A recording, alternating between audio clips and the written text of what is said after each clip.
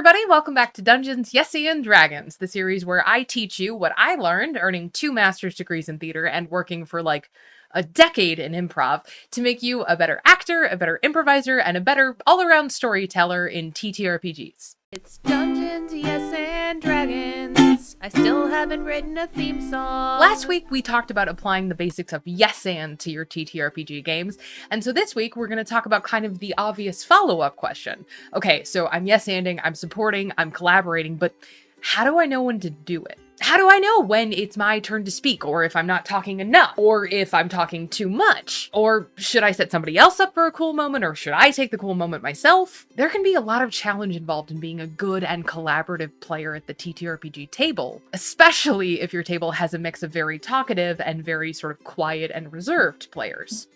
To help you navigate through this, today we're going to talk about one of my favorite things that I was ever taught, the concept of step up, step down. If the term step up, step down is unfamiliar, it's totally okay, but chances are you've heard it talked about, but just under a different name. Terms like sharing the spotlight, sharing focus, throwing focus, taking space, giving space. They are all fundamentally about the same thing. Healthy, supportive give and take in acting and in improv, and so by extension, for our purposes, in TTRPGs. I learned the specific phrase step up, step down from the LARP community, and I love it because it incorporates the ideas of both step down and step up as part of the whole, while also pointing out that stepping up and stepping down can be two different things that you might need to work on. What do I mean by that? Fundamentally, step up, step down is about taking turns and sharing the spotlight, and also empowering your other players to do the same. Think of it as being at like an open mic night.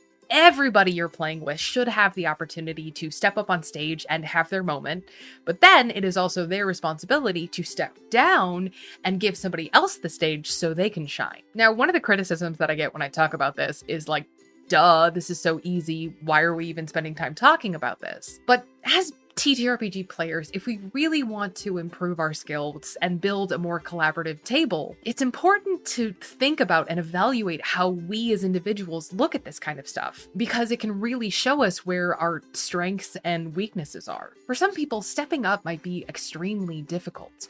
Maybe they're shy, or they have social anxiety, or they have a neurodivergence that makes it difficult for them to talk in front of a large group. Or less on the player side and more on the character side, maybe the character that they've built is very shy or very quiet or very awkward. Maybe their character just doesn't say much. And so finding opportunities to step up can be really difficult and really challenging for a new or a less experienced player.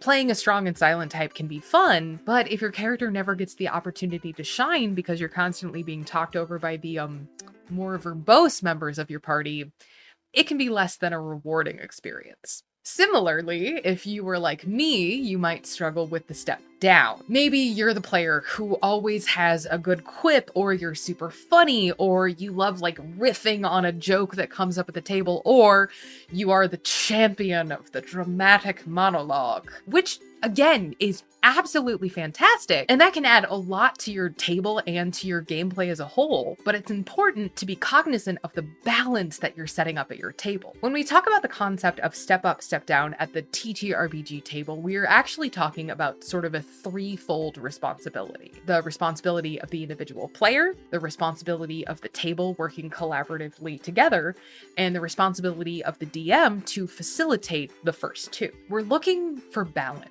Like I said at the beginning of the video, it can be really hard to know when it's your moment. But what you don't want is a player assuming that every moment is theirs, or conversely, a player who assumes that they have nothing to contribute in the moment. It's also really important to remember that stepping up doesn't mean stepping on. It's understandable when you want your cool character moment. Everybody does. But that moment should never come at the expense of another character's experience. There is nothing worse than finally getting to like do the big monologue or have that like really juicy character moment, only to have it completely undercut when another player decides to like interject a witty comment.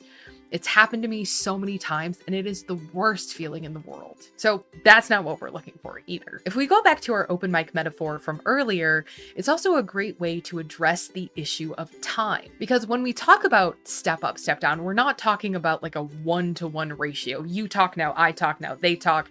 It has to be fair. We have to take turns talking. Sometimes a person at an open mic night sings a 5-minute song, and sometimes somebody gets up at an open mic night and, reads a 1-minute poem, and both are valid contributions to the evening. It might make perfect sense for your very charismatic bard to spend, 15 minutes of gameplay sweet talking their way into the throne room. And maybe part of your broody ranger's character arc is that they start off really quiet and then they gradually warm up to the other players.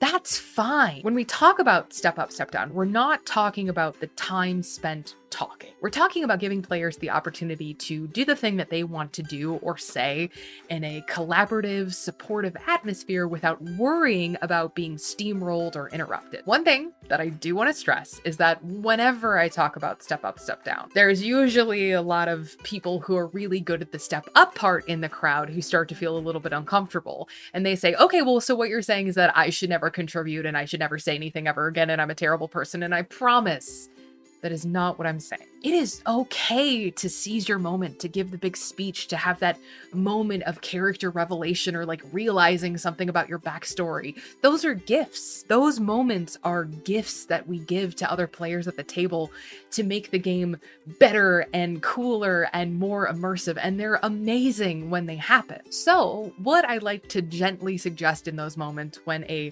step upper might be, feeling a little bit uncomfortable is to think about how those moments make you feel. Think about how good it feels when you get to pull off the cool monologue, right? And then really honestly ask yourself, am I giving the other players at my table the opportunity to feel that way too? Step up, step down can be challenging because it really involves a lot of self-reflecting and really feeling some feelings. Thinking about moments when you feel very comfortable at the table in the TTRPG space, and then thinking about moments where you feel challenged or uncomfortable, where you feel pushed out of your comfort zone. And then taking that information and perhaps challenging yourself to do something that you wouldn't normally do. For instance, if you are a serial step upper and you always tend to speak first in the party, maybe challenging yourself to give somebody else that opportunity this time. Or conversely, if you usually sit back and wait for somebody else to suggest something or make a decision, maybe pushing yourself a little bit out of your comfort zone and saying, no, maybe this time my character will be the one who comes up with a plan. The possibilities and applications of step down are pretty much endless. But what does it actually look like in practice at the table? How do we apply this concept and become better players? So last week, you all were very, very clear that you want more examples. And you also were very clear that you want me to go more in depth on these concepts. And so I've decided to break each of these videos into 2 parts. We're going to start with like the concepts, and then the part 2 of the video will have much more in-depth discussions about what that might actually look at the game table. We'll do some like practical applications. We might even like look at some clips from other, actual play TTRPG shows. But mostly I just want to make this as educational as possible. And I think in a lot of cases, examples can help. So look for that video next week. But in the meantime, do me a favor, brainstorm in the comments about different ways that your character might offer other members of your party the opportunity to step up. As always, don't forget to follow me on my other socials, and if you like my spicy content, you can head on over to mostlypans.com. But until next week, thank you so much for watching, thank you so much for being here, and good luck with that critical rolling of your dice. I really gotta come up with a closer.